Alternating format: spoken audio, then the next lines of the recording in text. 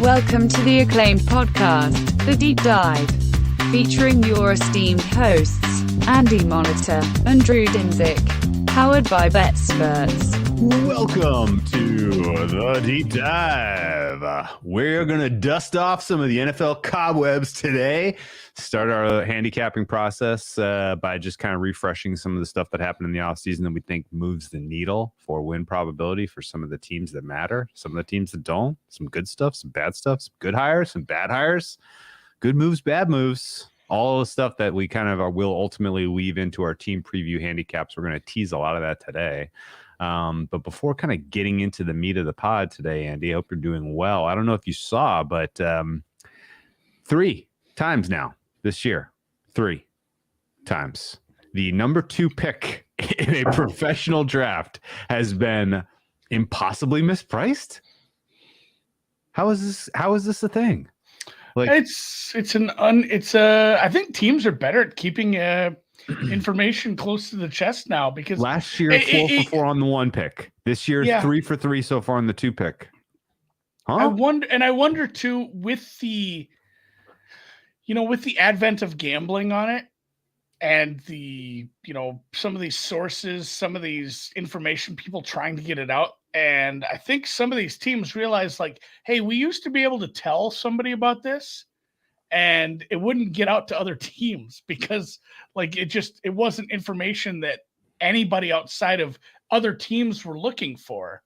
And now it's like, well, everybody wants it because they want to bet it. And yeah, some people get some good numbers on Carlson. So I do wonder. I don't want to even get into the Shams thing. Like, that's horseshit. Yeah, no, like, I don't either. just imagine the size of the company of FanDuel risking. I mean, you're essentially risking your betting license in all your states if you are honestly trying to pull shenanigans like that. So I mean, it's just that said, I think that's my final take on the Shams thing. It's like, no, there was nothing nefarious, but I would also be fine with people like him not having jobs at Sporttrade. Of course. Like, I think I want it both ways for sure. But of course. it's the informational market like that. I do believe it is, like, more people are looking for that information. It gets disseminated faster and it gets to other teams. And I think that's what we saw. Like the Banchero thing. Yeah. That was not told to even Paulo until essentially like an hour before the draft. Like, they kept that shit tight as, Houston's been very tight, and NFL and NBA. Some of these teams have been very, very quiet about what they're going to do. So, I mean, and it makes it harder, but it makes it more fun when you find something. Yeah. My only thought on the Shams thing, and this is 100% opinion, not based in fact at all. I think he saw that there was a non-zero chance that the Pelicans were going to trade up to 2 and take Scoot. And so he gambled, and he was like, if I'm right, it's a big win. If I'm lost, nobody gives a shit. And then, if I'm wrong. Yeah. So anyway, that checks out. And ultimately, like, and that goes with my, it's already water. Yeah. That follows my, it wasn't nefarious by, like, FanDuel wasn't scheming and twirling their mustache and trying to get you on it. But I do want to shout out the Deep Dive Discord guys, because I was literally like, I popped in there. I was like, oh yeah, what's going on there? Oh, okay. Oh wow, there's a big mock that has this guy 2 and he's 7-1. Interesting. And I was like, when's the NHL draft? I'm like, oh, it's tonight. In an hour. Okay, yeah. Oh, it's in like 2 hours. like what? How? So 2 hours to go. Number 2 pick completely mispriced for the 3rd draft in a row. It's so weird that last year it was all the number 1s were wrong. And this year so far, all the number 2s have been wrong. Wild. So apparently the second LSU guy will not be picked second. It'll go pitcher from LSU and then somebody else. Somebody else. Yeah, exactly. All right. Well, also some dysfunctional organizations now. Looking forward. But as Drew said, like, we're in NFL mode, and maybe we talked about it a little off the air at the end of last week. But next week, obviously, there's a holiday. We're not working Monday. We'd love to start doing 2 a week. But, I mean, maybe that leads into, what's your 4th of July plans? /3rd of July plans. What are you going to do over the long weekend? We had a camping trip planned, hiking and camping in the Sierras, but I don't like how that sounds. Yeah. Too much snow, too many bears. So we are not going. We will be absorbing the heat wave here in Southern California at the beach here in Long Beach. Take the boat out and cruise around. Although a friend of mine is just bought a new cool bitchin' cabin cruiser down in the port, and he's taking it up to Sacramento. So schedule permit, maybe some boating. Yeah, schedule permitting. We're going to do a little three day run up the coast. Stop in Santa Barbara, maybe. Just like my holidays in 2018, the Bears have ruined it for you. Yes, fucking double doink. I was talking about the double doink. Yes, the Bears. There's just too much snow, really. Like all the hike, all the trails, all the places to camp are all just they're wet. They're my poor it's just didn't work out. My poor wife has to work Monday, so I don't know. Me and the kids will go to the pool. I'll bring a book and they can swim all day. We'll go to the big pool. Every small town around here, it's just like the biggest pool with like slides and shit. I don't understand how they afford it. Because the rest of the town sucks. Like, hey, we have a really good pool and a Dairy Queen, and that's it. But probably do that. Grill a bunch of meat. It feels like it's been a while since I did some ribs. Just some basic ribs. Just some basic ribs. The dogs fucking love that when you have some rib bones to throw at them. Yeah. But yeah, I digress from that. We'll be back next Wednesday. We'll do the schedule podcast. And then from there, the countdown, we do this every year. We have to work backwards from week 1 and figure out how much time do we need to go over every team. So 2 weeks from now, we'll be doing team previews. We do not know who we're starting with. We have not decided. We usually, again, this is always a work backwards. So we always work backwards from like the teams. Well, we were waiting for the Deshaun Watson suspension news. Sure. So we pushed the AFC North because we had a big uncertainty. We didn't want to talk about them first. Mm-hmm. I believe a couple years ago, like the Brady moving, Rodgers, a couple times we've said, we got to put these on the back. I don't know who is. I think maybe AFC South has to go last because we don't know if it's going to be Richardson to start this season for the Colts, Stroud to start the year. What's Will Levis look like? We should probably give those guys time to breathe a little bit before we play them. I was going to say there's not like a big quarterback move left. The free agents out there. It's like Dalvin Cook and Hopkins. Those aren't going to be huge needle movers where they land. No, not the Niners. Yeah, the Niners quarterback situation. Let's push the AFC West and AFC South and NFC West to the back of the queue. The ones that are like set in stone, we could do tomorrow. AFC West, surely. NFC North, AFC West, NFC North. Both Easts, I think, are pretty solid. Got to see where Zeke lands. We won't. I'm sorry, Sam. We will not be doing USFL. He'll catch on. There's a third running. Do you think Zeke got calls from the Canadian Football League? I'd be. If I'm his agent, I'm insulted.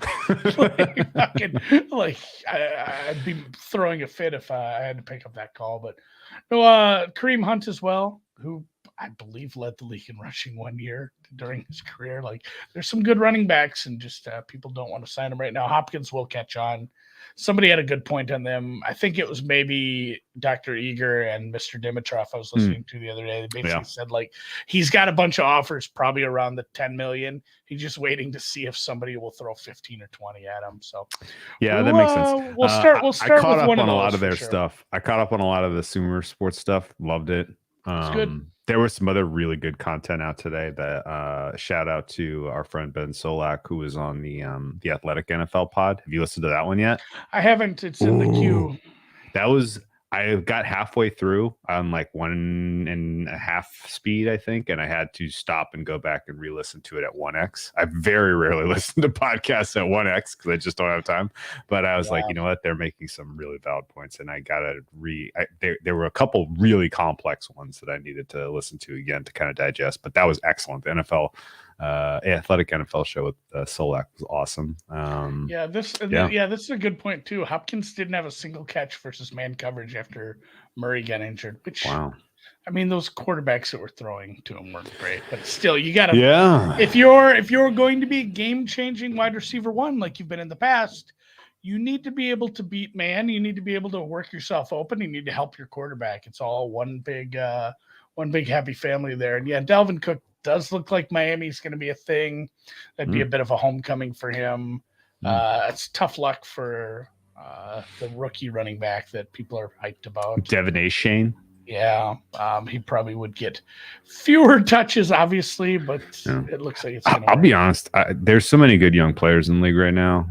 I don't know if these old guys are absolutely catching on to these rosters or not. Well, I mean, eventually they just have to bite the bullet and take like $9 million. Take an offer, yeah, they're probably less. God, I hate getting into contract stuff, honestly. So okay, let's catch up. This is our catch up episode. It's good for us too because we do a lot of this. Hey, we're spending all this time on other sports and kind of zoned out on the NFL for a little while, really tuned in on the NBA draft, tuned in on obviously French Open, tuned in on, some of the stuff in the spring, the horse racing, just everything else that's going on. And this is our time to pull it back together, get back to what we love, what the podcast is all about, and start really talking NFL. And catching up. There's so many times we're like, oh yeah, I forgot that they replaced their DC, and oh yeah, I forgot that they got rid of half of this, and I forgot that the Bears spent all their freaking free agency money on linebackers. And, I forgot that they made this trade, and there's a lot of stuff, and a lot of it is just, I think, sifting through it and determining, like, does this matter? Do I care? Is this going to change? Also to it, everything, nothing should be looked at through the lens of this player is now on this team, so this is going to happen. Yeah. So like everything should always be a range of outcomes, and sure. And obviously individually too. And you say, like, if this player has this range of outcomes, how does it affect the team? Same thing with coaches too, obviously. So, how do you want to do this? We really didn't plan heavily, which is not. Excuse me. Yeah, no, I think. I think a couple of the lessons learned from last year, at least in terms of the way some things were priced. Plugging in, playing a quarterback in a new system was certainly not a successful endeavor for any of the teams that tried it. Russ was a smashing failure. Deshaun Watson didn't really work out. There's a third one that I'm forgetting about. The big quarterbacks that really found new homes last year just really were pretty underwhelming, I thought. Yeah, and the Watson one obviously was weird coming in. I mean, at mid-season isn't even a good way to describe it. It was 3/4 of the way through a year, coming in the way he had to come in after sitting out part of the preseason as well, not getting to participate with the team. So that was a goofy one, I guess. And I will say maybe that's the true hype team. Like the Detroit Lions are like the, it's Taylor Swift. Like everybody knows Taylor Swift and everyone's like pumped up for Taylor Swift. And like even the public is like, oh, the Lions are, like when your uncle is like, oh, the Lions are going to be good this year. But like the Browns are kind of that sneaky, the people who do a good job with it. Yeah, the people who do a good job with this sort of stuff, a lot of them are kind of in an alignment that the Browns have a lot going for them. And I mean, a lot of that goes to shit if we see the Deshaun Watson we saw in the last 6 games last year, because he did not look comfortable at all. He didn't look good in that system, and obviously a lot of time to work with him and get that up to speed of heading into the second season. But boy, like if that works out, it's a really good team. Yeah. The 2 Super Bowl appearing quarterbacks that were on the move this year also went from the NFC to the AFC. Yeah. Which is not what we needed for the balance of power. The scales are tipping, and we've done this. We did this last year, even with Rodgers, and we made some guesses that Rodgers might be moving on, and we said if he moves to an AFC team, like you have, I don't know, who's your best NFC quarterback? Wow. Let me look at my numbers, but probably Jalen Hurts. I was going to say Jalen Hurts, little unproven still. He had a great year, but we haven't seen him do it and do it and do it. Well, yeah, I mean, I think so. Again, okay, we're all over the place. Let me go back a second. So the two Super Bowl quarterbacks, so excited. I'm just so excited. Two Super Bowl quarterbacks that went NFC to AFC were Aaron Rodgers and who, Andy? What's that? Who was the other one besides Aaron Rodgers who went from the NFC to the AFC? That was starting quarterback in a Super Bowl. Starting quarterback in a Super Bowl. Oh, this is some fucked up trick now.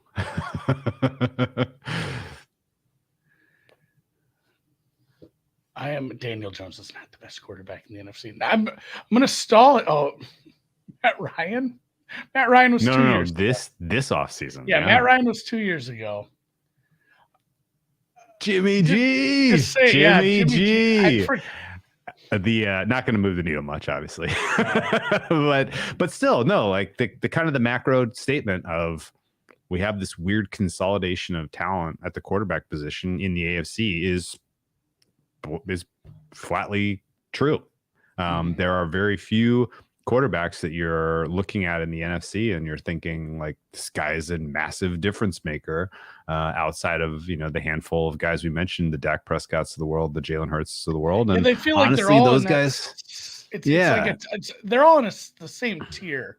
Like if you did all the tier of the NFL, and it's like even Cousins has been very consistent for a couple years. Dak, when he's healthy, is good. Jalen Hurts is high upside, but he had to do it a couple more years to prove it. And then Daniel Jones ascending, maybe. Jared Goff. Is Geno Smith.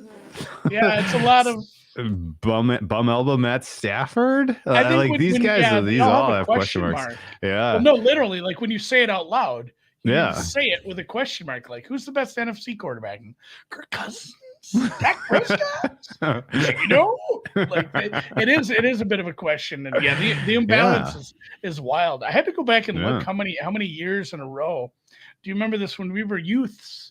The AFC was shit for a while. It's not like they were shit. It's just they weren't as good, and they had some good teams. It's just the NFC team they would face in the Super Bowl was always just a little better.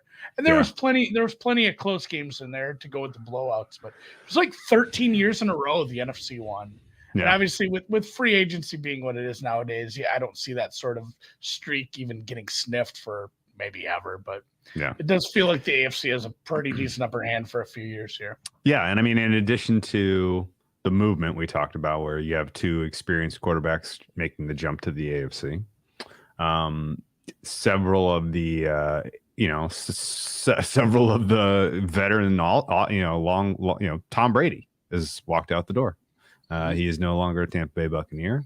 You have a number of second-year starters by the looks of it, and Sam Howell for the Commanders and Desmond Ridder for the Falcons. You just haven't seen a ton of tape on those guys at all. Kyler Murray is hurt for at least the beginning of the season. I mean, Stafford, who knows how long he'll be able to keep it together. He apparently did not have elbow surgery, but he feels healthier than he's felt in a long time. We'll see how long that lasts, but I think this is probably his last ride.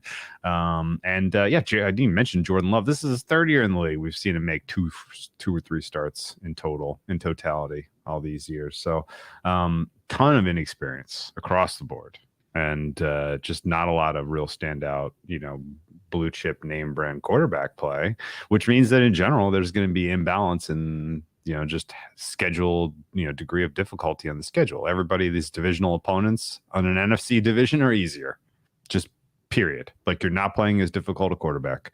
We didn't even mention you got rookie in Carolina. Say that division, the turnover in that division alone, Derek Carr is. You had one AFC to NFC jump, and it was Derek Carr, not Lamar Jackson.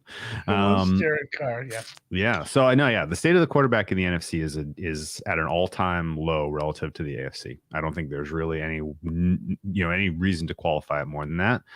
Similarly, the state of turnover in terms of coaching. I think, let me look here. 1, 2, only 2 of the 5 new hires were NFC teams, but you still have a lot of relatively young and unproven coaches and staffs on the NFC side of the board. And I think that kind of does create sort of a wide open nature to the NFC if you consider the fact that the Eagles have a much tougher schedule this year, and your second favorite in the Niners is a question mark at quarterback. It looks like they're gonna get Purdy on the field, maybe. I don't really have a solid read on this. I know people are buzzing that he is progressing through his rehabilitation faster than expected, and he may be able to go week 1.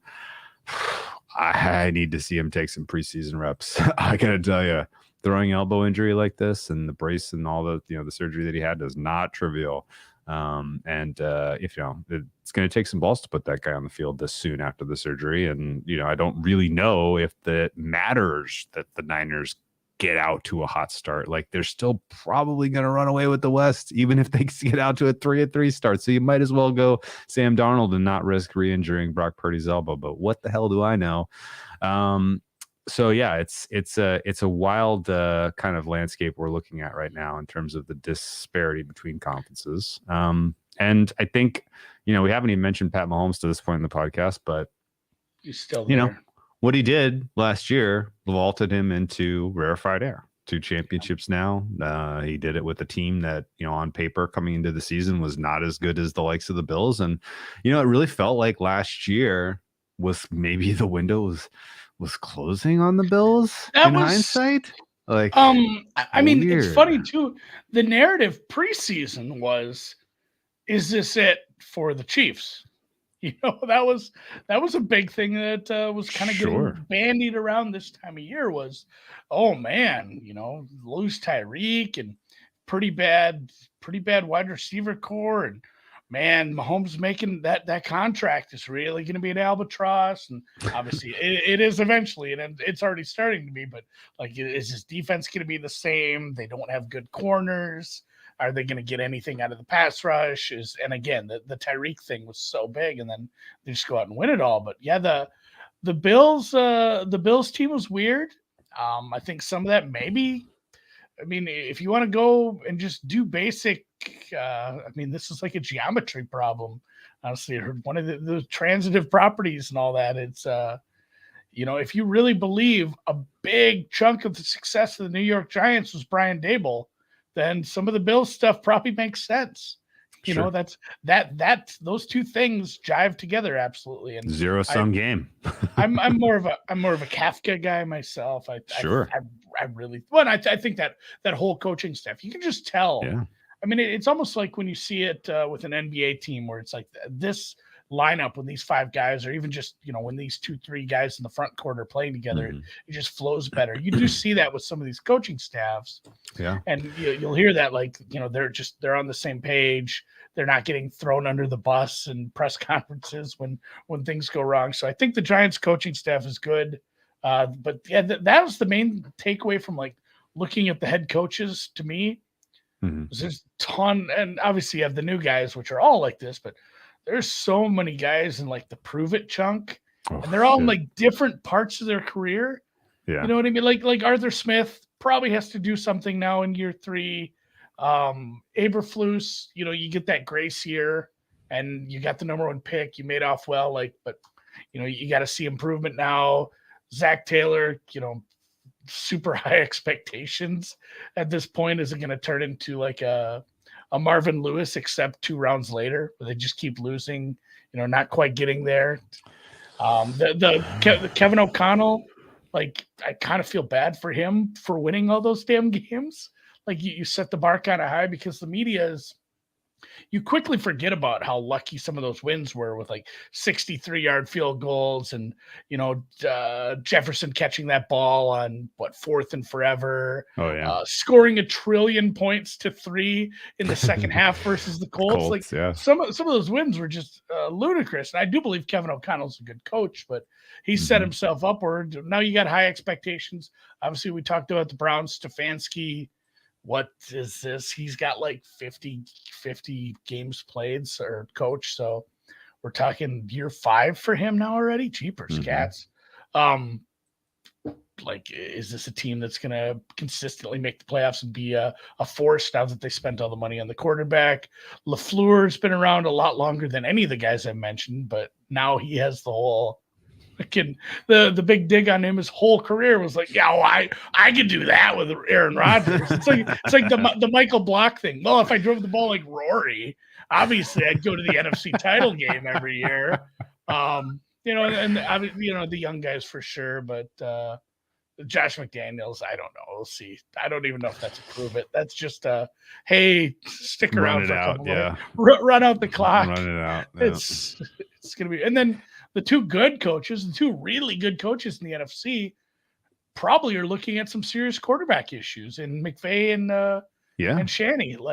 We don't know how it's gonna go with all the injuries and trying to get people back at the Niners. And obviously, you just mentioned like Stafford's elbow's not right, and we really thought he was going to have some surgery. Yeah, and I mean, so much to reflect on all that rundown you just had. But going back to some of the stuff off the top, the Giants had a better offseason than the Bills, I think. Mm-hmm. Maybe some of the lost brain power of Bean mattered too. I mean, it felt like we were heading for a kind of a consolidation at the top of the AFC with Buffalo and Kansas City, but Kansas City's not that much better than last year. They just have a superhuman, that gets to snap the ball every single down, and an amazing coach. They lose Bieniemy, didn't mention that, but I'm trying to think of the analogy for that. Like, just the if every team was a weighted average, like just the quarterback, obviously the quarterback matters so much. And when you have a Mahomes, it maybe doesn't matter so much when other things aren't running at 100% efficiency. And I think you can kind of ask questions about a lot of the teams at the top. Eagles, tougher schedule.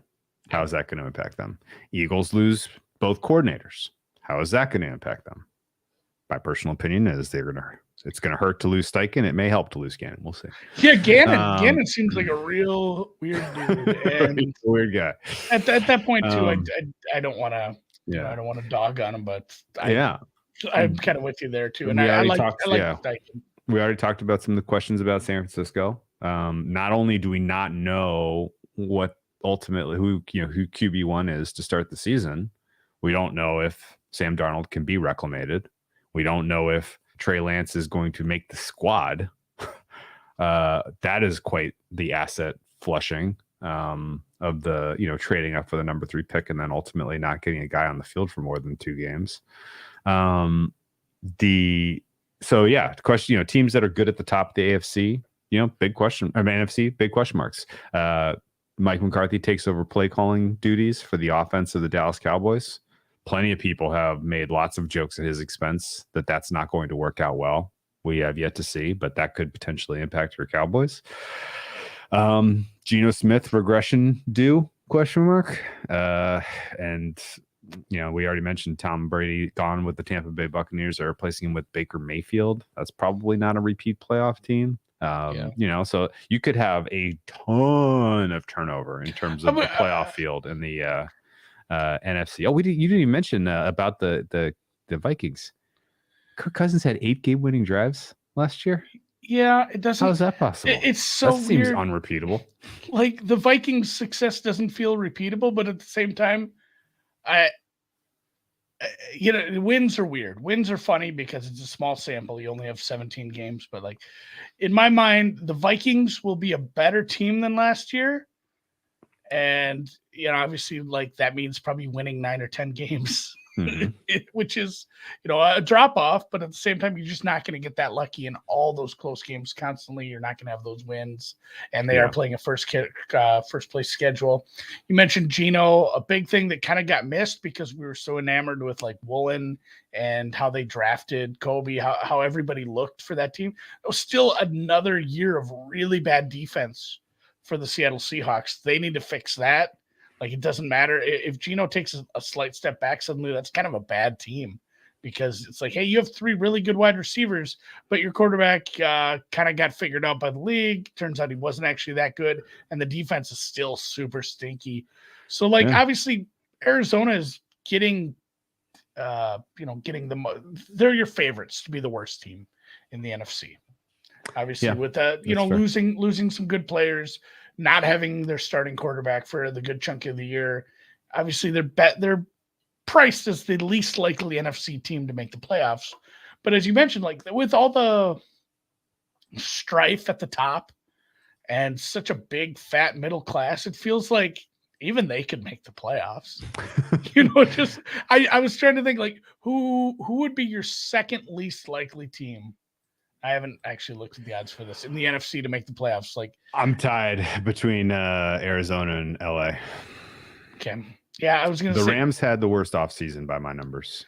Yeah, Washington, Los Angeles, and then somebody in the NFC South. We just don't know who it is. Yeah, I mean, I guess for my three least likely teams. My third would be Carolina, just because they're going to be starting a rookie quarterback. Yeah. After that, Sam Howell and the Commanders, just because the unproven nature of Sam Howell.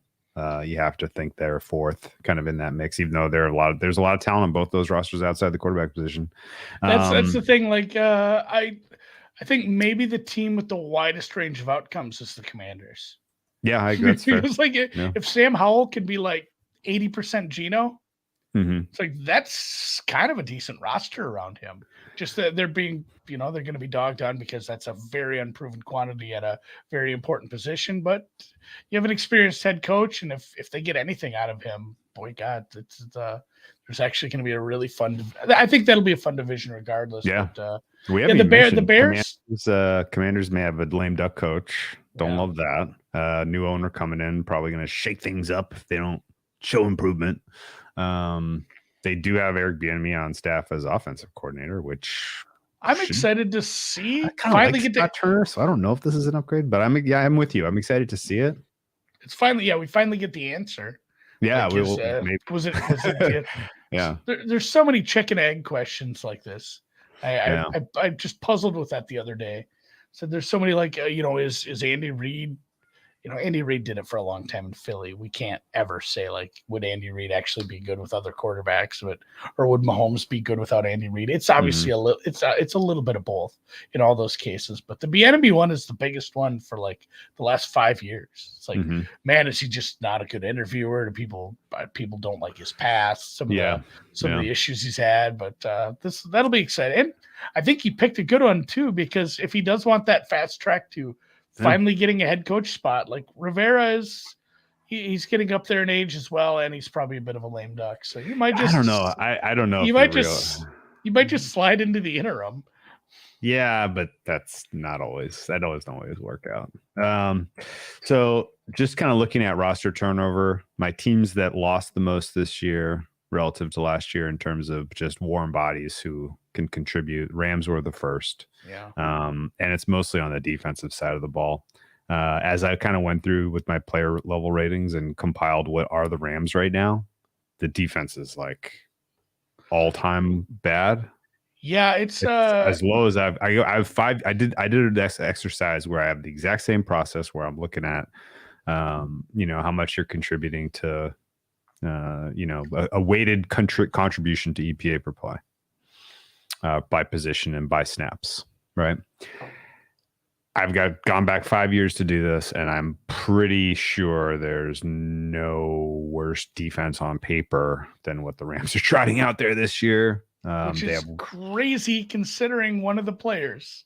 Yeah, Aaron Donald is. I'm still projecting him to be, 2 standard deviations better than your average defensive tackle. But there's only one other guy on the defensive roster who's a plus player. Everybody else is replacement level or worse. No. And I know we've seen him do it for years. He can beat doubles and he can beat schemes that are meant to stop him. But if it's going to be as bad as it looks like it's going to be, like you don't put 2 hats on him, you put 3. I can just what's your game plan? Just don't let Aaron Donald do anything, and the rest of this defense is very much below league average in a lot. And actually, what's funny also in my calculating of this, like I'm adding expectation of guys like Stafford and Kupp to play a full season. And it's still the loss of Ramsey matters. And then there's just not a lot of other good warm bodies out there. So that could get weird because, if they're losing games and it's not going well, you could see Stafford get shut down. You could see key pieces get traded. So eyes open for that. I, on paper, grade Green Bay as a downgrade mostly because of the loss of Rodgers. It's entirely possible Love steps in and does a very fair, replication of what Rodgers gave them last year. That's probably closer to a good outcome for him than an average or median. Rodgers, as much as he does, and I think the biggest praise we can give him for, let's call it the second half of his career, as he's gotten a little older and he's more savvy, honestly. But just, man, the guy, he does not turn the ball over. Again, that's been his whole career. But I think that'll be the biggest change you'll see. Like, if Love is a little more loosey-goosey with the ball, suddenly you don't have that where we're just not a team that turns the ball over that much on offense. And like, this is a problem now. We do need this defense to step up. A lot of smart people rate this defense pretty high. There's a lot of good names. It has to come together a little. And then maybe a little more, maybe a little more kumbaya in-house. Mm-hmm. You get that we can kind of reset. You lost Getsy last year to the Bears, but you have LaFleur and the rest of the staff, and you don't have to deal with Aaron shit. Like, honestly, like who amongst us hasn't had like a toxic coworker who quit and be like, fucking, it's like the break room is like just a little cheerier today and everybody's a little happier. Like, it's and yeah, as Sam's pointed out, it's a lot of young guys at wideout, and there's a couple of them that showed some flashes. Like, if there's a connection there and Love plays, if Love can get to like middle of the pack, to kind of that 10 to 12, we'll call it the Kirk Cousins sweet zone. Like, it's probably a pretty decent team. The NFC North is also a really fun division where there's so many what ifs that could turn basically all those teams into a division winner. Yeah, Green Bay for me is a little bit subtraction by not subtraction at the defensive coordinator position. Thought they probably needed to shake that up a little bit. They have way, way, way, way, way too much high-end draft capital that is underperforming on the defensive side of the ball, I think, to think that Joe Barry's going to all of a sudden figure it out. So that's a bit of a don't feel super about that. The other kind of big losers in terms of personnel in the NFC, Tampa, obviously, losing Brady matters. They actually lost a decent amount on the defensive side of the ball, too. I think Minnesota, we got to point out, they've lost some pieces now on the defensive side of the ball. Some may matter, some might not. Yeah, the secondary was bad, injured, old, or very young, and it got gutted. Yeah. So you lost a lot of the snaps in the secondary. You lost, was it Tomlinson up front? Yeah. Outside of Danielle Hunter and Harrison Smith, there wasn't a lot of star power. Patrick Peterson had some good play for somebody of his age over the past couple seasons. He's gone.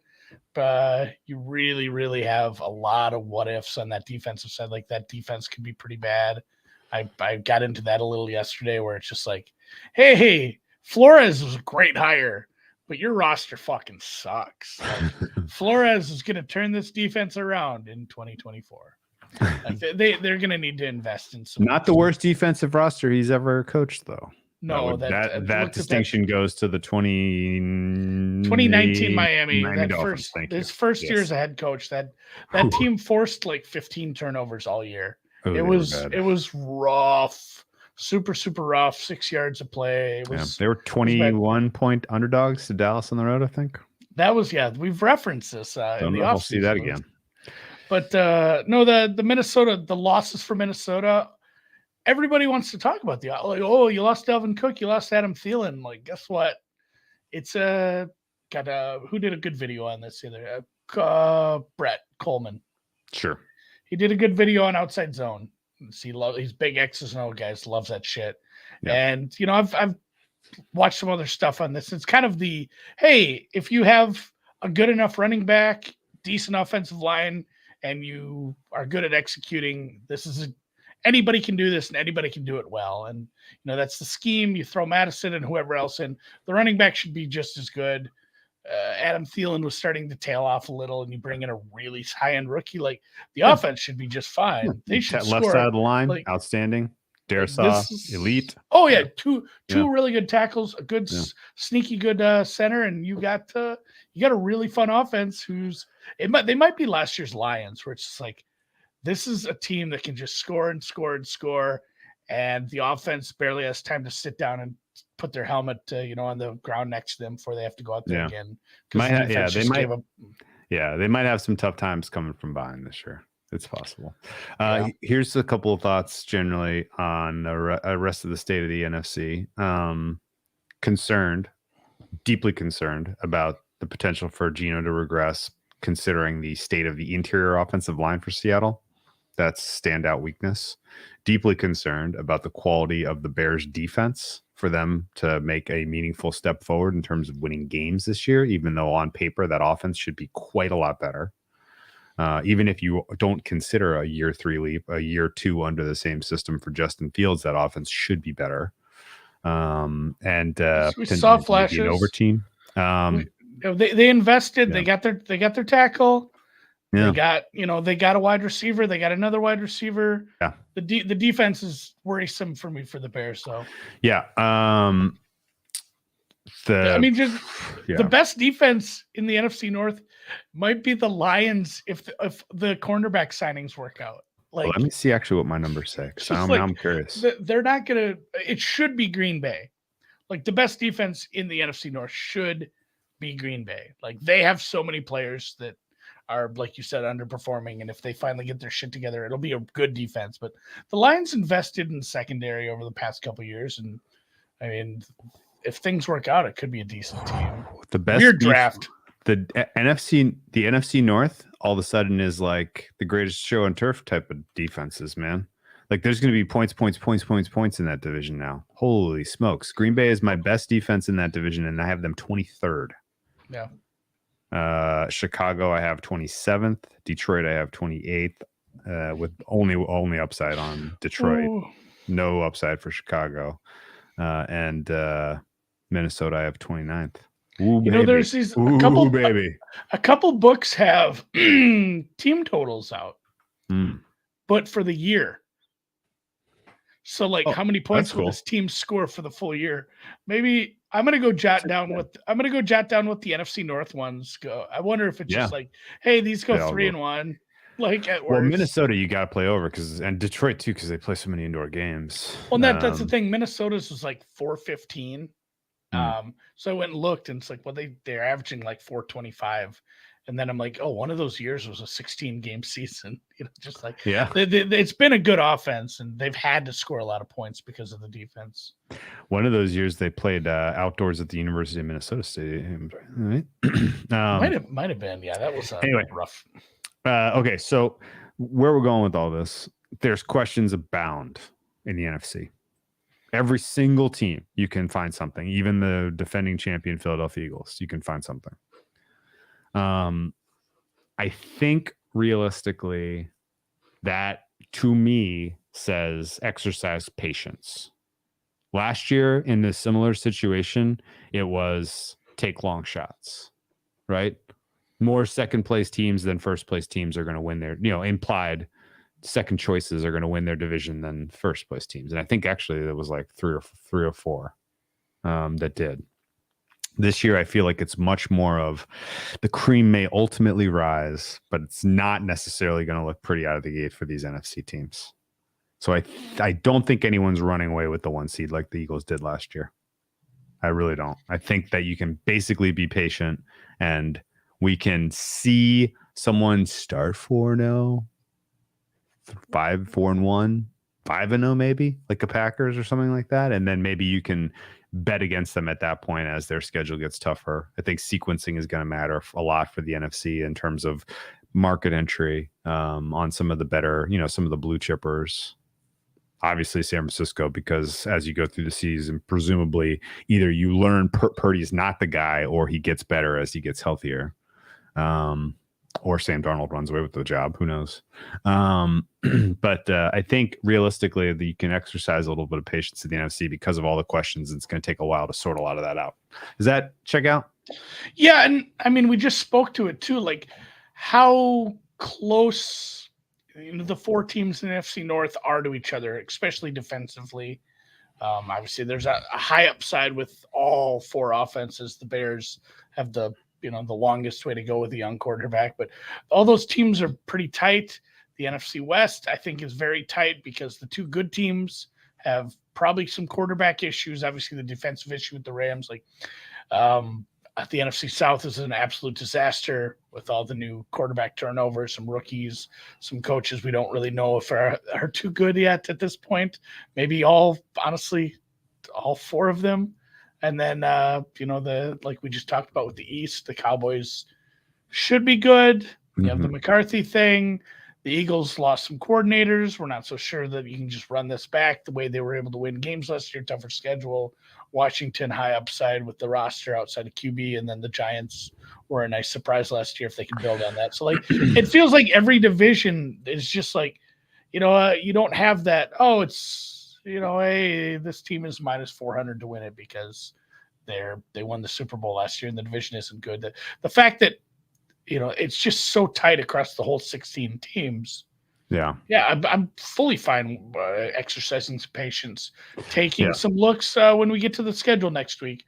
Take some looks at some of the sequencing and say, again, we say this every year. We'll make some plans. If it works out, it works out. But at least you're ready.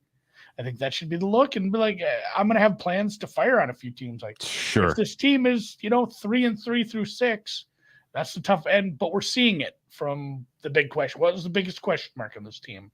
The Detroit defense. It's the secondary playing okay. They lost a couple close games, but we're seeing it come around. Maybe then it's time to fire on them. There has to be some plans put in place, and I think you almost need a plan for all 16 NFC teams.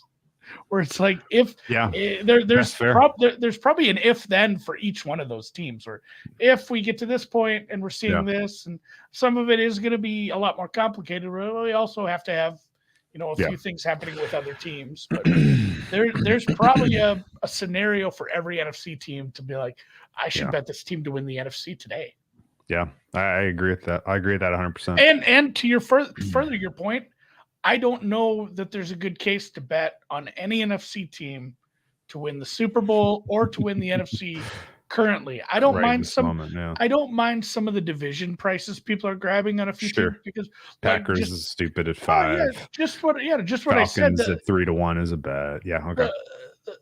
The compaction of all the teams in all four of the divisions, it feels like there's probably some decent prices to be had on division prices, or maybe even to make the playoffs. But yeah, to win the NFC, to win the Super Bowl, I think it's very much worth waiting. Whereas the AFC, well, let me just ask you a penny question. A little different. Who do you think is going to be the best defense in the NFC?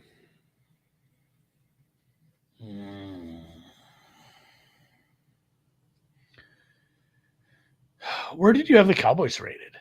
I have them 3rd. Yeah, in the league or in the conference? In the league. Okay.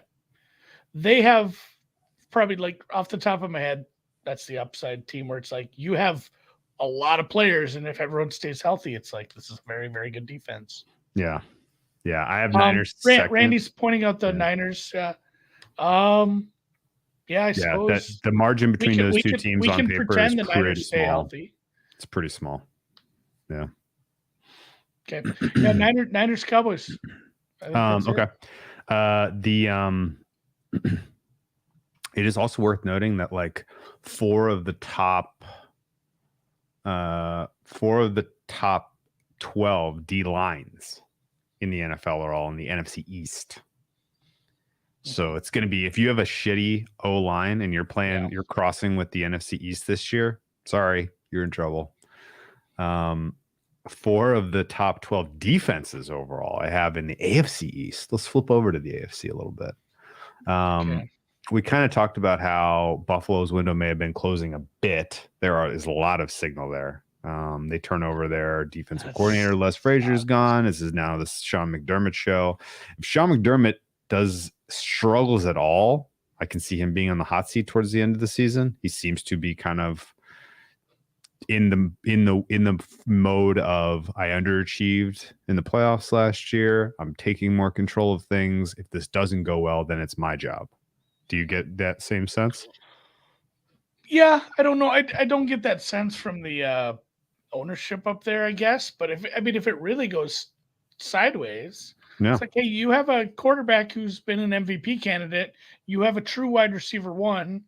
We've gotten you pieces all over the defense. Oh yeah. If you guys, if you don't win the division, which is, there's the rest of the division is doing nothing but improving year after year. If you don't win the division this year, end up in a wild card spot, and then you were to lose that to like, oh, hey, we're in a wild card spot. We got to go to Cincinnati. You got to go to, one of these, you got to go, God forsake, you have to go to Kansas City in like round 2 or something. And you lose badly in the playoffs for sure. Hot seat.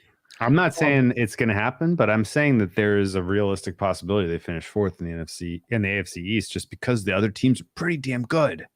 There's a lot of talent in your division. All of a sudden, you're not like last year. I felt like it was fair to expect the Bills to come. But you saw the quality of play you saw from them in the playoffs when they lost to the Chiefs was so high that you were like, if they maintain this at all, they're gonna run. They're going to be your number 1 power ranked team. It's just it's all going to work. They got stagnant. They had injuries. They've addressed it by adding a lot of players. Like they've spent a ton, particularly on the defensive side of the ball here.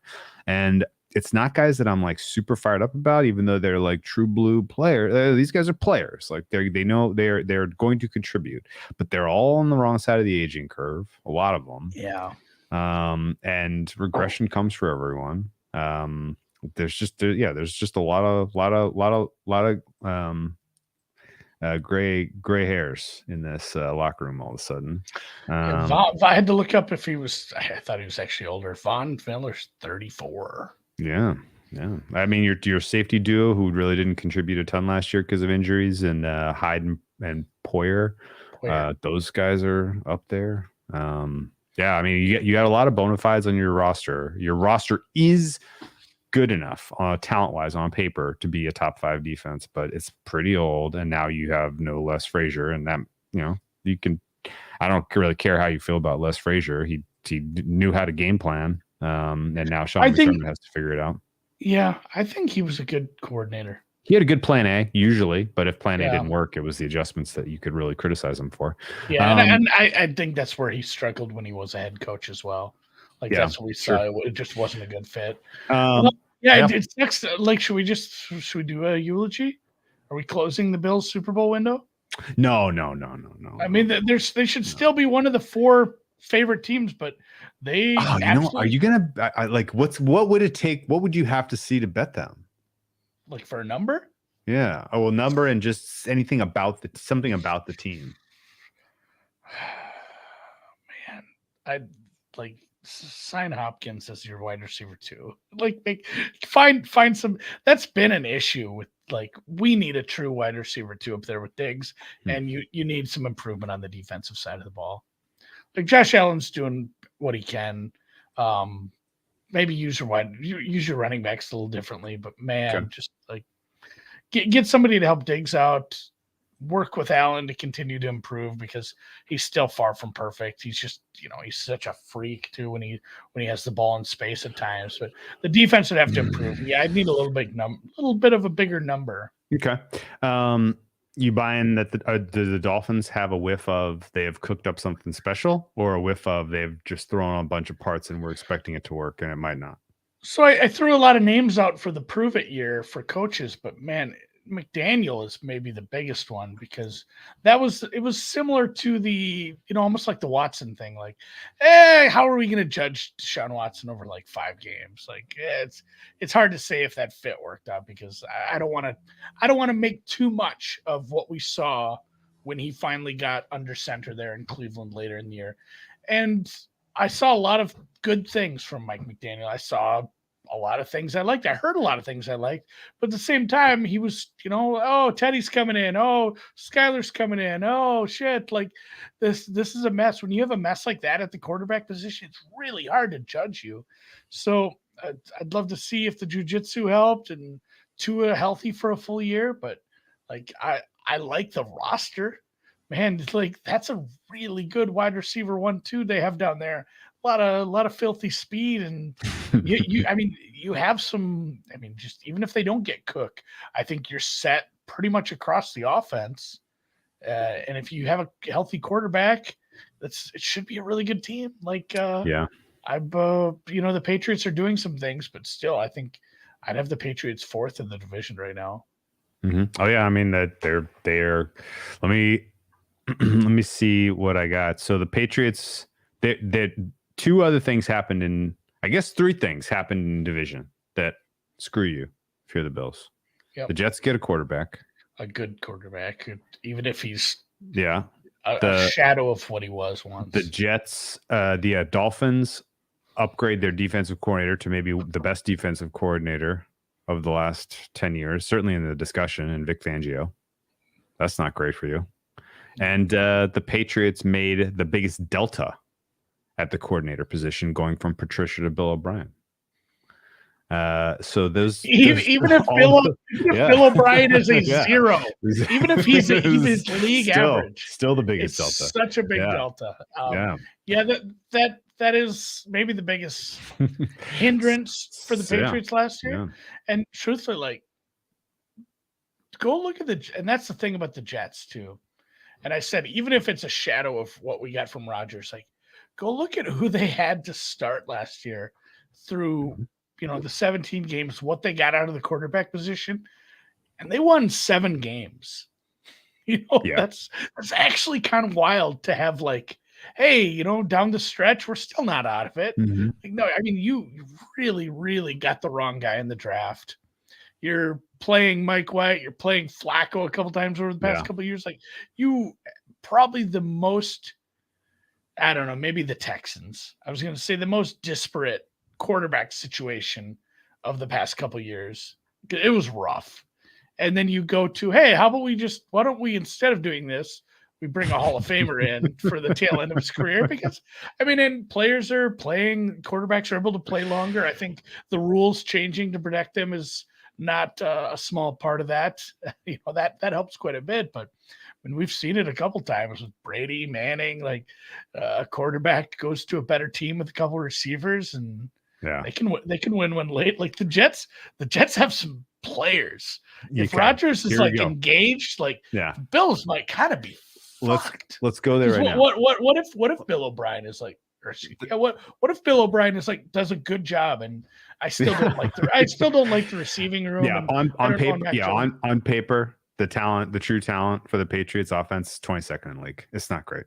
And that doesn't even account for the fact that if they lose games, what happens between the personal relationship between Mac Jones and Bill Belichick? Does that continue to erode to the point where it's literally like, okay, fine, Bailey Zappi time, middle of a primetime game, let's do it again. Like that's always kind of looming, I think, for the Patriots as far as a downside goes. And also, but like I was kind of saving this because I'm still trying to wrap my head or believe it. But on paper, the defense that is better than the Niners, better than the Cowboys, is the New York Jets. They have 14 players who are above replacement level on this defense, including all of their starters. They had 2 guys completely blow up the league at their positions last year in Sauce Gardner and Quinnen Williams. There's a very real expectation that under Saleh, who knows what he's doing, that this is a top 5 defense this year, even with a tough schedule. And I'm not saying this is enough for me to buy into Jets being like some sort of Super Bowl contender, but it's absolutely worth noting. And as you were trying to kind of synthesize, well, what is the AFC East? Patriots, 9th best defense on paper, Bills 5th best, and Dolphins 11th. So 4 of your top 11 defenses on paper reside in the AFC East. By the way, AFC East, NFC East play each other That is a lot of good defenses and a lot of defensive clashes. So again, if you're shopping in that just raw team points market, I wouldn't mind shooting for some unders with all of the Eastern Division teams kind of in the blind. I think you're going to hit at least half of those, probably more like, 6 out of 8, something like that.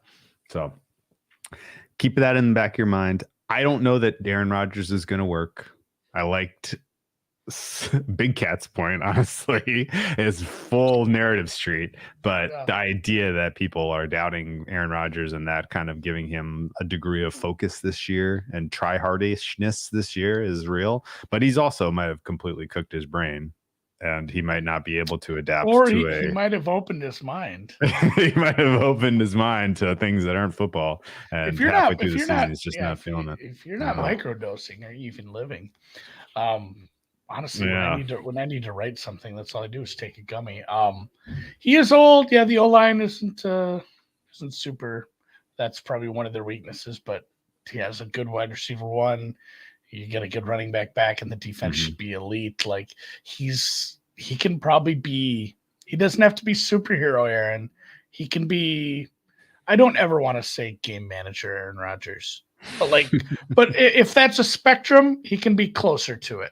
So Okay. I think you design your offense based on the fact that, hey, this dude is old and we might not be the best in protection.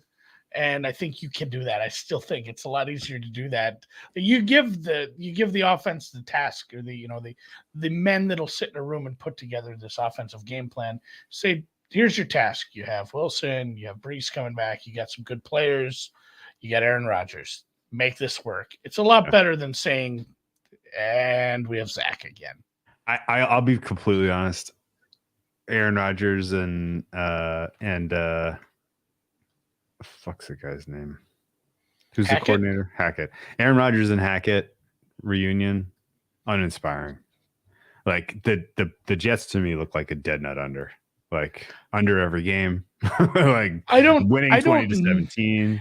Like that, I don't see offensive explosion here. The O-line I rate pretty poorly for the Jets. Let me see where my Jets offense was there actually ever quotes about him being like, I'm a big Nate Hackett guy?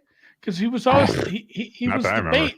He was the bait. Like, oh, we're gonna get him to Denver, and then they did it again, and it actually happened. But I never heard him be like, yeah, I just really miss Nate Hackett, and I want to get back with him. So the Jets for me offense, dead middle of the league on paper, but holes, which isn't good. All right, you don't want weak links in your system, especially if those are an offensive line. Big spread between what their offense might do and what might go wrong with it. Like, if Rodgers is engaged and he's playing well, it's a top 10 offense. If the offensive line is struggling and he's struggling because of it, it's a bottom 10 offense. Like that's a wide range, I think, for that team. Whereas the defense, even if it takes a step back, it's still very good. We agree. The general read I have on the AFC North is super competitive. Very, very, very fine margins between these four teams. But I have the Browns squarely fourth. So I think the people that are kind of buzzing about Browns upside. I think a lot of it is price based too. Yeah, but if I'm going to shoot for price in that division, I'll take the Steelers. With the talent that they have on defense, the Steelers are a top 4 unit by my numbers. Yeah. They are also kind of a unique team where they're a little bit, and this doesn't always work out for me. Believe me, I've done this trick before and it's not panned out. But they are deep, right? Like they don't have a ton of top end, big number guys, like 2 standard deviations of, the Micah Parsons and the, it's just the lack of holes. They're complete and they're deep. Like they're reserve. They have among the best reserves on the offensive line and in the defense of the entire NFL. They spent pretty wisely, pretty shrewdly on some guys who are just good players who no one really thinks about.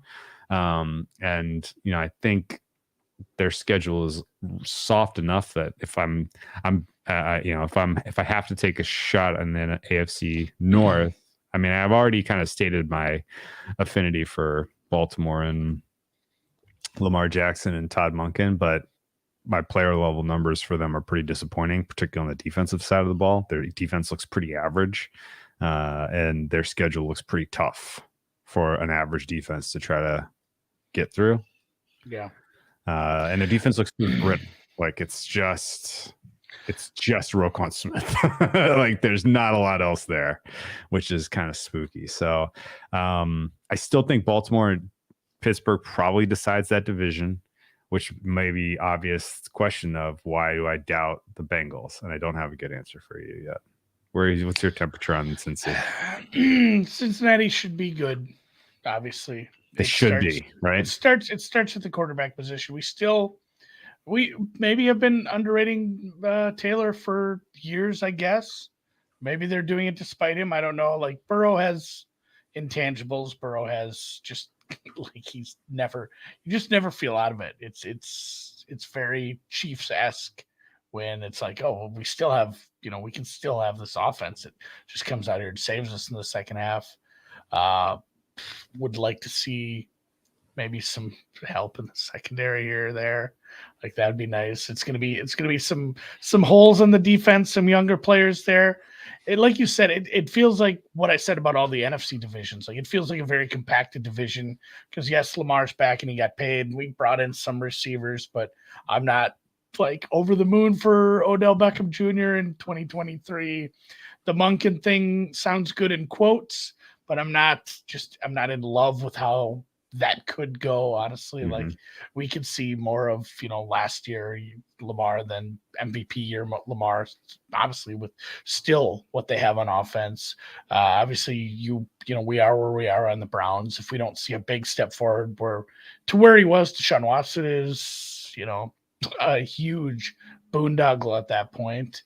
And then, the Steelers, the only issue for me is like, I've watched like Kenny Pickett.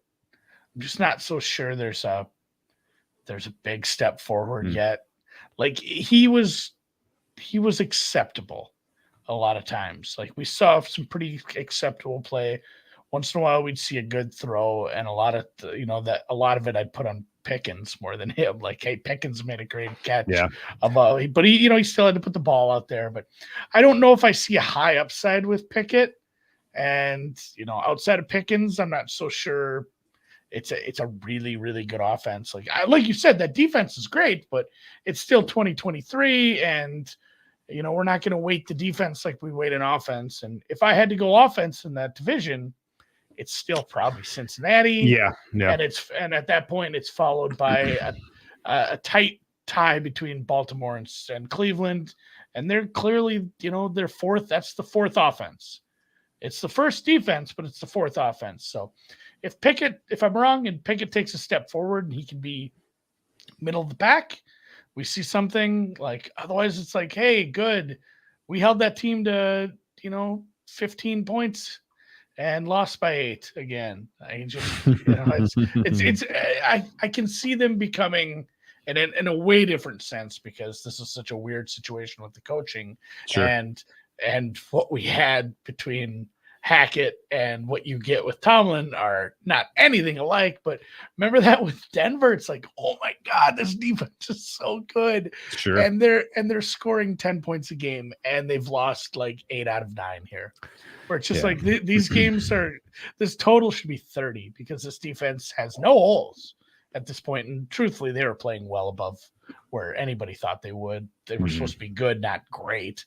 But it does feel Denver-esque to me, or it's like, oh shit, the quarterback's just not getting it, and we need like 8 more points a game, and we'd be undefeated. Yeah. Personnel rankings, I have Cincy second offensively, 18th defensively. So I have them as a below-average personnel defensively.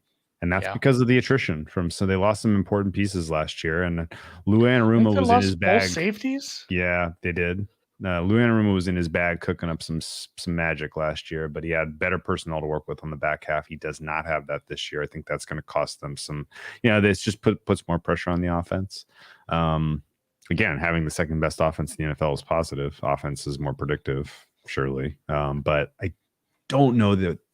I don't know that there's much more room for Burrow to go up.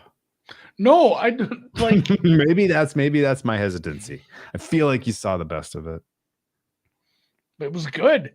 I mean, I know it's very good, but it's a Super Bowl berth and a damn near.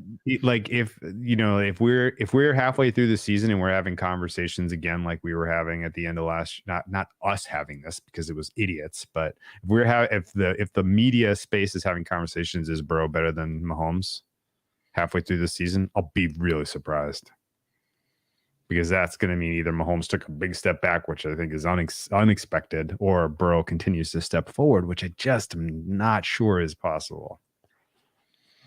Yeah, it checks out though. It's a weird. Okay. If the defense is worse than we think and it's down in the 20s, they might struggle. Okay. If it can play in that 15 to 18 range, offense just matters more, man. Yeah. On paper, personnel, Baltimore, I have 9th. Offensive paper, I have Pittsburgh 13th. I will note this, though, about your Kenny Pickett shade. I think that's affording us some entry prices on Pittsburgh preseason. Well, and I think that's the thing. Like you said, you like Pittsburgh, and it's certainly not like, oh, I love Kenny Pickett. It's I love the price. Yeah, of course. But it's absolutely the price because all things considered, if Kenny Pickett can play, just you see a little bit of a second-year jump. Mm-hmm. Like I'm trying to think if somebody who even did this, obviously we're not going to see something like a Josh Allen, but just like get to that spot where you're just Geno or something, you're like the 12th best quarterback over the course of the year.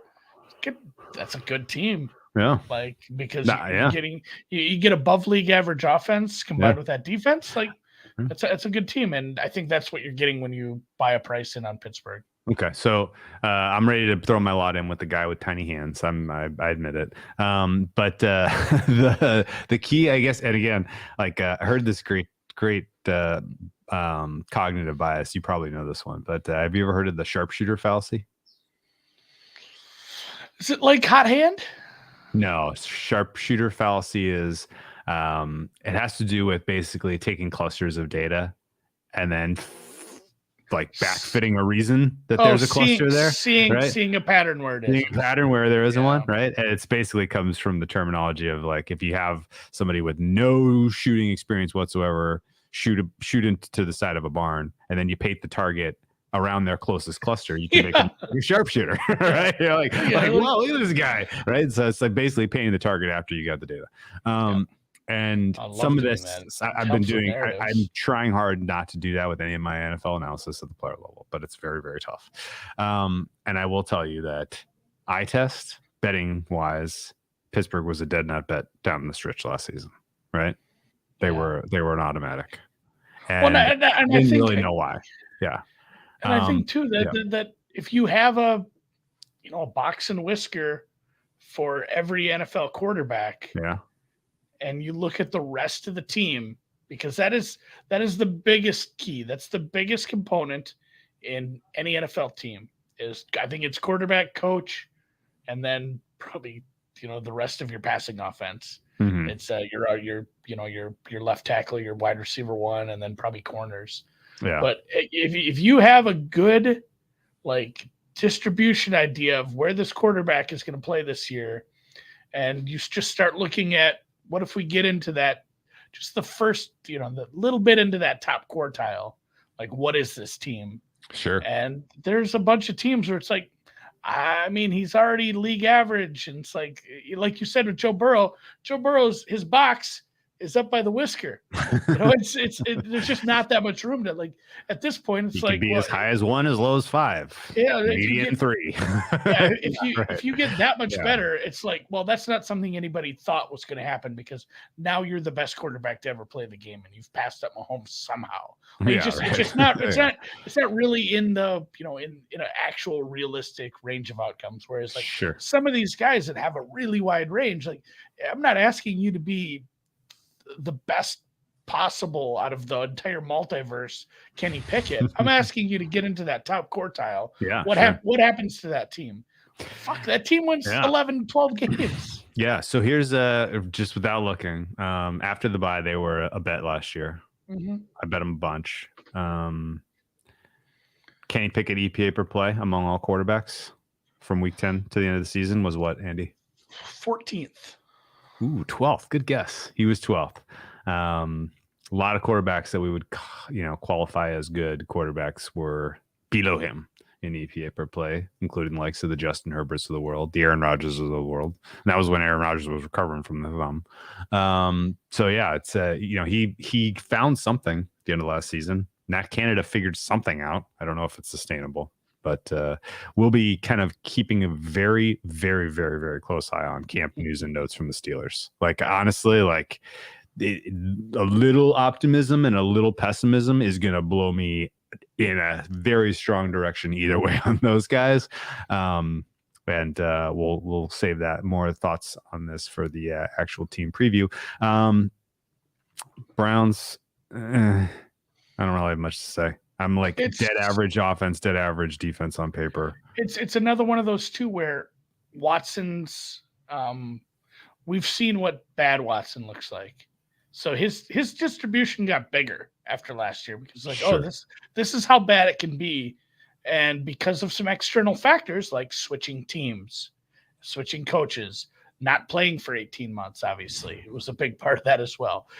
Living with the guilt of being a sex offender, probably not sleeping all that well. Like those things moved his bottom range down, but he's still, just because he's done it before and he hasn't gone through some sort of catastrophic injury since, and we haven't seen he hasn't aged out yet. He still has such a high end that the Browns have a very good opportunity to be very, very good, and it basically depends on him. If you want to bet on the Browns, you should just take some, unless you're getting a big price. If you're getting a big plus money price, because the price I'm going to discuss is just going to be probably up, minus 110 on both sides. But if you really think the Browns are going to be playing well, you should probably just be betting some Watson stats overs. Take his yardage over, take his touchdowns over. If they're actually good, you should cash in on that, because it'll suck if you get a good price on the Browns and one of these and the Bengals just win 14 games. And it's like, you know what? I was right about Deshaun Watson, but they still didn't win the North, because there's a bunch of good teams that have some high end probabilities here. So if I was betting on the Browns, and I'd like the long shots, give me the AFC, give me the North, but I'd take some Watson props too, because that's it. Yeah, sure. Plus, if he gets hurt, it's over. So yeah. I'm not betting against the Browns, but Watson was at his best when the league defense was very different. Very different. I need to see him succeed in the current environment to feel like he's got the goods still. Also, Watson was relatively amazing when quarterback play in the NFL generally stunk. Yeah, we were in much better now. We were in the drought. We were in the drought, and we're not now. So, he might, in today's NFL, I think he's average. If he's better than that, then the Browns are going to win. And congratulations to everybody who was buzzy about them. Are we in the golden age of NFL quarterbacking in this? Let's say we have to have a cutoff, because and just I tweeted about this morning, who's the best quarterback for every franchise. How many franchises have the best quarterback they've ever had playing for them right now? Absolutely, it's 7, 8, 9. But a couple of people brought it up, how do you compare it? Hey, Otto Graham was very good, and Sid Luckman was good. That's not football, compared to what we're playing nowadays. So it's almost like you have to probably do that with, even back to Montana Young days, Aikman. That was very different kind of football as well. So. There were a lot of good quarterbacks in the 80s into the 90s. We got to see Marino, Aikman, Young, Montana, Elway, Favre. There were so many fun, good quarterbacks, but this might be better. And I think a lot of it is just because the league wants it this way. And guys are going to be able to get close to 6,000 yards now. Yeah. A division where I'm not expecting a lot of high quality quarterback play is the AFC South. In a macro sense, it was easy to plant a flag in the Jaguars, and I have not changed my opinion on the Jaguars' probability of winning the South should be very, very high, higher than market. However, I have cooled on them substantially because of the quality of the rest of that roster. Trevor Lawrence is going to have to take a humongous leap forward, in my opinion, in order to kind of get this offensive roster on paper to be a top 10 unit, which doesn't feel great. They lost quality at the tackle position due to suspension and, just roster attrition. There are defensive questions all over the place. They need Trayvon Walker to take a leap for the defense to be good. They're clearly, in my opinion, the best in the AFC South because of the quarterback position, almost exclusive, and the coach almost exclusively. You're not even going to believe who I have as the most talented roster in the AFC South, Andy. What is your guess? Oh, how do you rate your rookies? Like, that's the truly interesting thing. I'm rating them as replacement level. If you're starting a rookie drafted on day 2, See, if you're the 3 guesses, one of us is right. If you were drafted on day 2 and you're starter, I'm rating you as below replacement level. If you're a day 1 starter, you're exactly replacement level for me in my projections. I want to go Texans because you actually have a tackle. You have some good offensive linemen. You have some decent young wide receivers, and you might have the best quarterback at least out of the rookies. Like, Jesus. And as Sam's pointed out, there's a couple good defensive players. Like Houston has kind of been this way for a few years, though. They've been a quarterback away from at least being a team that, you talk about. And I mean, 5 years ago, they were beating good teams in the playoffs. Yeah. It's a team that really never went away. It just did because of the quarterback. And obviously the coaching and the leadership there was super weird and uneven. But they have kind of a good offensive line. I'd be if I'm a rookie quarterback, I don't hate the landing spot. Yeah. I have no expectations for the offense, no expectations for Stroud at all. I think this offense on paper I rate pretty low. Let me see where my offense is for the Texans. 27th on paper offense, but the defense is a top 10 unit in terms of bodies. And that seems crazy to say. This seems absolutely crazy because they were awful last year, but they have a ton of guys who have like above, they're producing at a level above expectation for their position, which is kind of wild. And now you add in whatever you get from bringing in a defensive-minded coach who's, responsible for one of the better units in the NFL. And I think you could have something interesting here. They don't have anyone stand out at all. In fact, no one that's above one standard deviation above expectation, but they have 13 guys who are all plus on the defensive side of the ball, which is kind of deep and kind of good. Yeah. And I mean, you didn't even parts. Yeah. You had it was a middle of the second round pick, but Mechie was a Bama wide receiver. A few of them have worked out so far.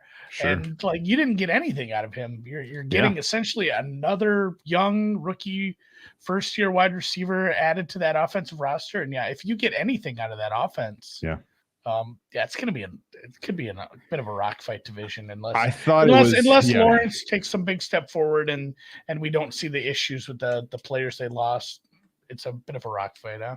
Yeah, and I think realistically, I think it was fun to make the jokes about the Texans giving away their number one next year because it was potentially going to be a top 2 pick to the Cardinals. Yeah, I don't think so.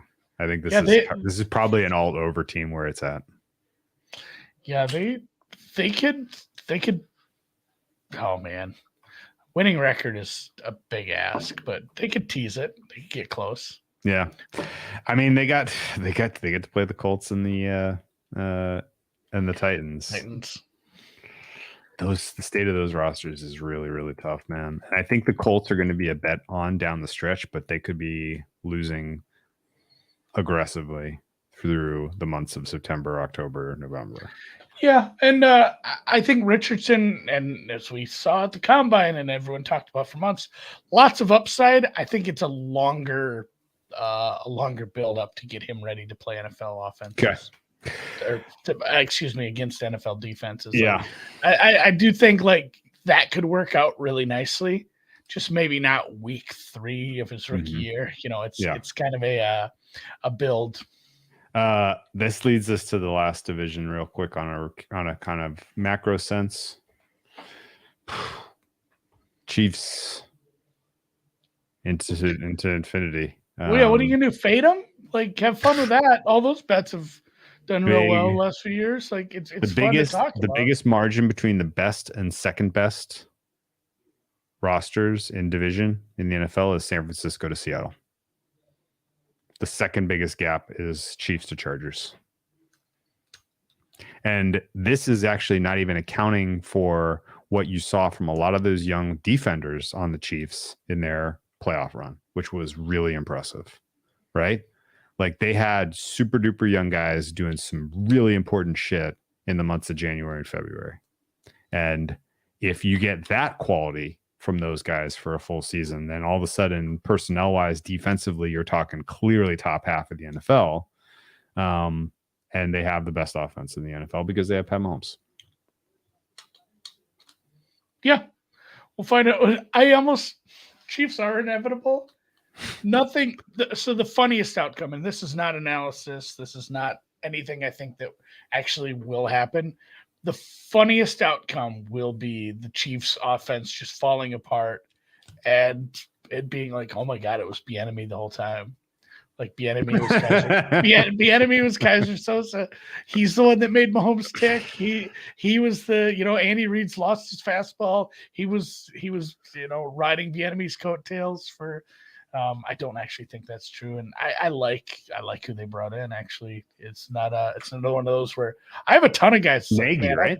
It's like I fucking hate you as a head coach, but I like you as a coordinator. And Nagy's definitely one of those. He falls strictly into that bin for me. So a bit inevitable. But what is it? What is it going to take for someone to overtake him? And it's probably two parts, because it's not just you have to have a really good year. You have to have a really good year, and the Chiefs have to probably take a mini step back. Pat has to miss games probably. Yeah. Like, is that the answer? Like for the Chargers to win the division, Pat has to miss games. Jesus, in my opinion. Yeah, I thought I was gonna like the Chargers roster more, but I'm having a tough time with this one. Having a tough time. And I'm having a tough time with some of the numbers on Herbert. I'm having a tough time with some of the, kind of conceptual leap about Kellen Moore. Very inconsistent play from that offense last year. We saw some good play, and then we saw times where they were lost. If we find out it was mostly was it Lombardi? Lombardi. Who's now a Saints, right? Or no, he's with Sean Payton. Oh yeah, that's right. Lombardi is in division. If we find out it was Lombardi and Kellen Moore makes a big difference, now we're cooking the fire, I guess. But at the same point, like I worry that maybe the Herbert hype was a little too big right off the bat, because that was a crazy ass rookie year, and just now it's almost like you said with Burrow. What if we kind of hit that ceiling or like right off the bat, and that's the best you're going to get? Sure. Then this team and this roster isn't good enough to probably dance with KC. Yeah, and I guess the major concerns really are like Brandon Staley's still very, very high on my shit list. Like, I don't know that he's got it. Getting Mike Williams hurt week 17, playing Herbert through the broken ribs, elongating his recovery. Like, he made some fundamental decisions at the head coaching position last year that are problems. Blowing a 27-0 lead in the playoffs, not good. Staley may just not be the guy. His regression from the aggressiveness we saw 2 years ago to what we saw from him last year was just pure chaos. Is tough to square. And maybe that ultimately holds him back, but I don't know. We'll see. We'll see with the Chargers. Count me out on this roster for the Broncos. Way too many holes. Even though they spent a bunch of money, like replacing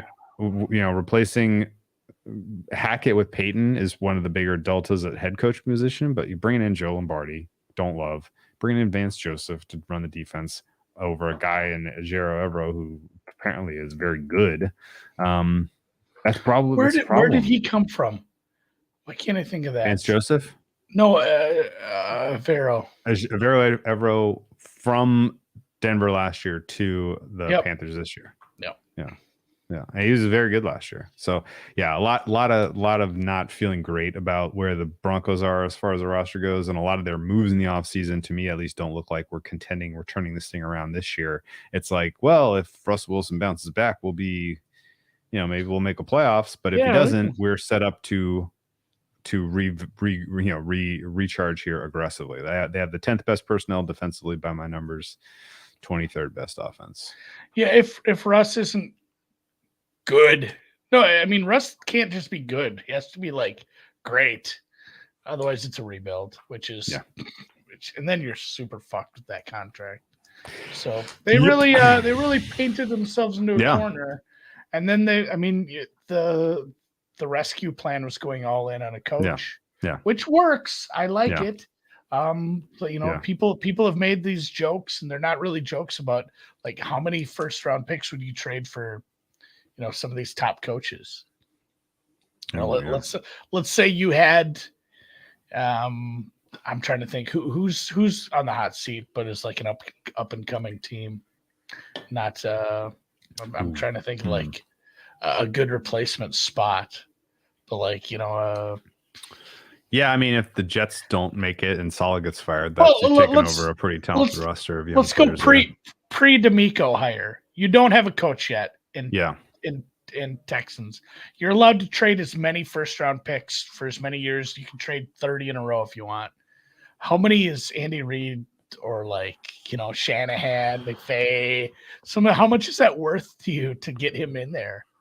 With a team that's like, hey, we're close and we could pop here. It's like 5 firsts, right? Maybe. Yeah. That's a really tough question. It's a lot of draft capital. I'm sure. I'm sure that's why Dallas didn't make the move to go for Peyton. They like their first round picks. They love their first round picks. Jerry loves picking. Loves them. All right. The Raiders are the easiest take in all of the NFL. Save them for last. There's 0.0% chance that this works and that this roster as composed will equal, let alone better, the sum of the parts. It's the couple that you just know they're going to be screaming at each other at a party in like 2 weeks. Like, these two are going to break up in like a month. Like, everybody in the world can see it except the people who are dating each other. It is like everybody from the outside is looking at this like, how is this the plan? And again, they don't have the money to get out of the contract for the coach, and are they still paying Chucky? Like, how did that end up? Like, I don't even remember how that all ended up. The Raiders don't even have close to the worst roster. I have them as 23rd, but where there are holes and the way that they've built fragile systems on the offensive line and in the secondary tells me that this team is going to be playing from behind with no way to protect a brittle quarterback. Period. That's the entire. We just did the Raiders. Damn, clip that one and we'll just run that on Raiders Day. Yeah. Like, it's over. That is such a fundamental whiff on how to build a team. I don't even know what they were thinking. We've talked about it as a strength and as a weakness for a bunch of these teams, where it's just like, hey, if you're gonna have holes, it's good to have them here. Or if hey, you have holes at the wrong spots. Like, they picked all the worst spots to have holes, including quarterback and head coach. They just, and I mean, I don't know. It's a fun destination. If nothing else, tickets are cheap. If you go into Vegas and you want to catch a Raiders game, hopefully. Ooh, tickets won't be cheap. That's the thing. Like, it's still the NFL. Like, tickets, they'll still sell out. Ooh, I'm gonna look at their schedule and pick a weekend to go out there. I know. I kind of want to check that place out. I hate going to NFL games, but if they had a primetime game, I'd go. The Super Bowl is going to be in Vegas this year. Oh, yeah. Stay tuned. I might have news on that coming up. Oh, really? Oh. You want to preview Wimbledon first? Joker wins the men's, Eagle wins the women's. All right. Good show, Andy. Let's put it on ice. Honestly, maybe we'll do something later in the week, even if it's just like a back and forth text thread where I bombard you with some Wimbledon questions. Oh, sure. That sounds fun for a Friday afternoon. But Wimbledon is going to kind of fucking suck. Men's is yes. Yeah. The men's is a skip until the final when you can see something cool.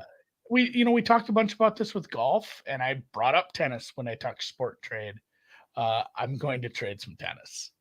Like, it's the perfect time of day when they're playing. Yeah. And look forward to maybe a little of that, me trying to live trade a tennis match. That should be fun. But other than that, it's not a great. It's not. Yeah, I don't take me the wrong way. I don't actually have especially high confidence in Iga. I just doing that for the bit because we talked about NFL for an hour and a half, and I don't. And there's nothing I can say on this podcast about Wimbledon that you probably haven't heard me say somewhere else, or I won't say with Gil when we talk Wimbledon after the draw. And really, like my true opinion here is that Joker is over 60% chance to win this. Alcaraz is almost the remaining win prop. 34. Yeah. And then no one else in this draw, in my opinion, has more than 2% chance. So there's really no reason to really handicap the men's. There's no reason to take the Alcaraz price, sit on your hands, wait for him to get to the final if he does. And if he does, then he's probably a bet against Djokovic because it's going to take Djokovic a little bit of time to solve his game, much like it took him time to solve Sinner's game in last year's quarterfinals. We'll be maybe we'll trade in the final. Oh, baby. Oh, my goodness. That will be a fun trade. I cannot wait for that final. I really, really hope that's what. Yeah, it's hey, we want to see. Yeah. Honestly, it's not even Bills Chiefs anymore. It is probably Chiefs Bengals. Yeah. Is the game I want to see every year in the playoffs now. Yeah. It's the same thing. Like, I better get Alcaraz Joker. Yeah. And on the women's side, for real, the only bet I have in pocket, thanks to one of the listeners for pointing Petra 40-1 out to me. I was buzzing about Petra on one of our pods. Somebody reached out and was like, "Hey, yeah," they're like, "I found Petra 41." I was like, "Oh, you don't mind? Don't mind if I do. Don't mind if I do." And then everything else, women, there's probably like 12 women who can realistically win, and I think you need to see the draw before you make a move. And that's fascinating. Signed collectibles saying Iga is sick, almost withdrew today, according to Polish media. Because there's a virus going around. I don't know if you heard, but Rybakina's got it. She apparently is not a robot. She is human. She gets sick. Alcaraz Kyrgios semifinals. I'd watch that as well, obviously. So, have a good 4th of July, guys. Yeah, enjoy the holiday. If you are Canadian, I know we have a lot of Canadian listeners. Enjoy your Canada Day. That also falls during this holiday. There's a Muslim holiday, I'm pretty sure, happening tomorrow, maybe. I'm not good at pronouncing some of those. Enjoy that. I don't know if Australians have any holidays. I know you have a lot of Aussie listeners. Australian, do they have any cool holidays down there? I mean, they had the thing where I had to ask God, what's your NBC guy from? What can I think of his name? I asked all the Australians in the NBA chat about this fucking rugby thing, and he's like, only people from 2 states care about it. The rest of Australia doesn't give a shit. So they had something going on. There is not really a lot going in Australia. Their next whole country shuts down for Good Friday. Their next one is Christmas. So sorry, Australia. Enjoy the it's winter down there. It's now. It's winter. Yeah. It's the long. Yeah, but it doesn't mean Christmas is now. No, I know. It's not how calendars work, Drew. No, I know.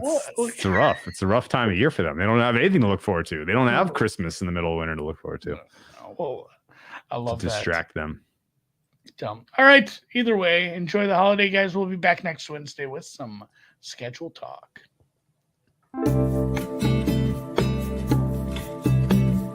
All right. For no format, I think that was pretty fun. Got a lot of thoughts. I like the NFL. Yeah, no question. Really? No question. You can really tell when you guys talk.